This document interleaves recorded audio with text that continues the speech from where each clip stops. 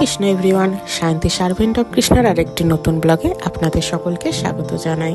তো আজ আমাদের বাড়িতে দামোদর মাস অনুষ্ঠান পালন হচ্ছে। আমাদের সাথে থাকুন এবং এই আনন্দময় মুহূর্ত উপভোগ করতে থাকুন। যেহেতু আমরা ইস্কন দিয়ে দীক্ষাপ্রাপ্ত, তাই ইস্কনের সমস্ত মাতাজি এবং প্রভুরা আমাদের বাড়িতে সেদিনকে এসেছিলেন। তো দামোদর মাস যেহেতু ভক্তদের জীবনে একটা বিশেষ সুযোগ নিয়ে আসে, যেখানে তারা ভগবান শ্রীকৃষ্ণের প্রেমে আবদ্ধ হতে পারেন। এটি শুধুমাত্র একটি ধর্মীয় মাস নয়, বরং ভক্তি এবং পরিশুদ্ধির জন্য একদম অনন্যতম মাস। তো দামোদর মাসের মহিমা এবং লীলার মাধ্যমে শ্রীকৃষ্ণের চরণে আরও নিবিড়ভাবে সংযুক্ত হতে পারি। তাই এই মাসটা যেটা দামোদর মাস হয়, সেটা আমাদের কাছে খুব গুরুত্বপূর্ণ। তাই এই ভিডিওতে আপনাদের কীর্তন, আরতি, প্রসাদ ও অন্যান্য আয়োজন দেখানো হবে, এবং সঙ্গে যেটা দামোদর মাসের সবথেকে গুরুত্বপূর্ণ, সেটা হচ্ছে যে দীপদান, সেটাও কিভাবে করতে পারেন সেটাও আপনাদেরকে এই ভিডিওর মাধ্যমে আমি জানাবো। সবার ফার্স্টে আরতি শুরু হয়ে গিয়েছিল ভগবানের কাছে। তো আমাদের এই প্রভু আরতি করছিলেন। তো আরতির পর সবাইকে আহুতি দেওয়ার জন্য মাতাজিরা এগিয়ে এসেছিলেন। তো যেহেতু দামোদর মাসটা আমাদের কাছে খুবই গুরুত্বপূর্ণ মাস, তাই আজকে শুধু দামোদর মাসের আরতি নয়, দীপদান নয়, সঙ্গে একটা পাঠও হবে, যেখানে দামোদর মাস সম্বন্ধে বলা হবে। আর এখানে দেখুন আমাদের ভগবান, মানে এটা আমার মায়ের রাধা মাধব এবং গোবিন্দ এবং গোপাল এবং পঞ্চতত্ত্ব ভগবান, নৃসিংহ ভগবান, জগন্নাথ বলরাম, সুভদ্রা মহারানী এবং আমার সেই ছোট্ট গোপাল, সবাই এখানে উপস্থিত ছিল। একটা বৃন্দাদেবী দিয়ে সন্ধ্যাবেলা উপরে একটা ভগবানের মঞ্চ করে, সেখানেই আজকে দামোদর অনুষ্ঠান পালন হচ্ছে। আর এখানে আরতির পর সবাই জয়ধ্বনি দিচ্ছিল ভগবানের উদ্দেশ্যে, স্বয়ং দামোদর ভগবানের উদ্দেশ্যে। ওখানে সুন্দর করে যশোদা মা এবং দামোদর ভগবানের আলেখ্যও ছিল। তো এখন আমাদের সব এক এক করে দীপদান করার সময় এসে গেছে। তাই আমি, মা এবং মাতাজিরা সবাই মিলে দীপদান করছিলাম, একে একে ভগবানের উদ্দেশ্যে দীপদান করছিলাম। তো এই দীপদানের যে নিয়ম, সেটা একটু আপনাদেরকে বলে দিই। মাটির প্রদীপ, তার সাথে তুলোতে ঘি এবং কর্পূর নিতে পারেন। এছাড়াও তুলসী কাষ্ঠ যেটা হয়, মানে তুলসীর ডাল বা কাঠ, এটা নিতে পারেন।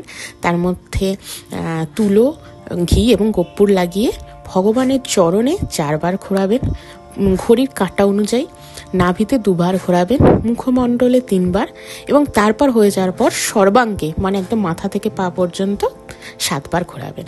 এটাই হচ্ছে প্রদীপ নিবেদনের। তো এখন ভগবানের যে ভোগ নিবেদন করা হবে সেটারই রেডি করা হচ্ছে, আর ওইদিকে পাঠও হচ্ছে।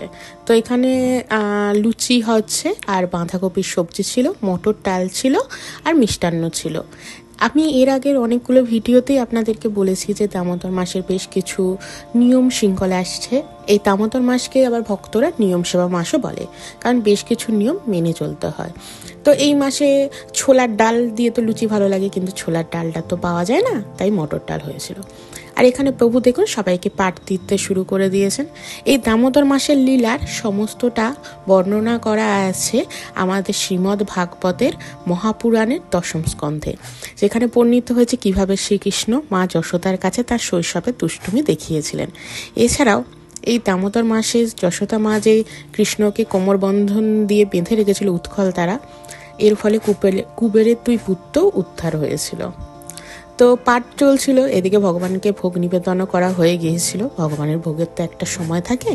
আর যেহেতু দামোদর লীলা অনেকটাই বড়, অনেক সুন্দর, প্রত্যেকটা ভক্তর কাছে খুবই মধুর, তাই প্রত্যেকটা ভক্ত কিন্তু খুব আগ্রহের সাথে ভগবানের এই পাঠ শ্রবণ করছিল। প্রত্যেক ভক্তই চেষ্টা করে যে দামোদর অনুষ্ঠান বা দীপদান অনুষ্ঠান হোক, বা বাড়িতে সবাই দামোদরের জন্য দীপ দিক।